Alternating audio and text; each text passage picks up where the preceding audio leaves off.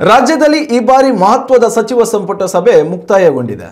CM Siddaramaiah ಅವರ ನೇತೃತ್ವದಲ್ಲಿ ವಿಧಾನಸೌಧದಲ್ಲಿ ನಡೆದ ಸಚಿವ ಸಂಪುಟ ಸಭೆಯಲ್ಲಿ ಹಲವು ಮಹತ್ವದ ವಿಚಾರಗಳನ್ನು ಚರ್ಚಿಸಲಾಗಿದೆ.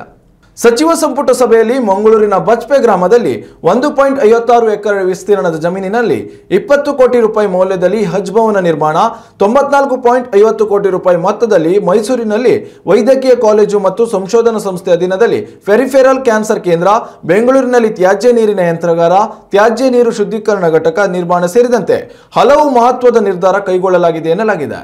ಇನ್ನು ಇದೆಲ್ಲದರ ಜೊತೆಯಲ್ಲಿ ಸಂಪುಟ ಪುನರ್ರಚನೆ ಕುರಿತಂತೆಯೂ ಕೆಲ ಮಹತ್ವದ ಚರ್ಚೆಗಳನ್ನು ಸಂಪುಟ ಸಭೆಯಲ್ಲಿ ನಡೆಸಲಾಗಿದೆ ಎನ್ನಲಾಗಿದೆ. ಡಿಸಿಎಂ ಡಿಕೆ ಶಿವಕುಮಾರ್ ಗೈರಿನ ನಡುವೆಯೂ ರಾಜ್ಯದಲ್ಲಿ ಸಂಪುಟ ವಿಸ್ತರಣೆ ಅಥವಾ ಪುನರ್ರಚನೆ ಕುರಿತಂತೆ ಮಂತ್ರಿಗಳಿಗೆ ಸಿಎಂ ಸಿದ್ದರಾಮಯ್ಯ ಸುಳಿವು ಬಿಟ್ಟುಕೊಟ್ಟಿದ್ದಾರೆ ಎನ್ನಲಾಗಿದೆ.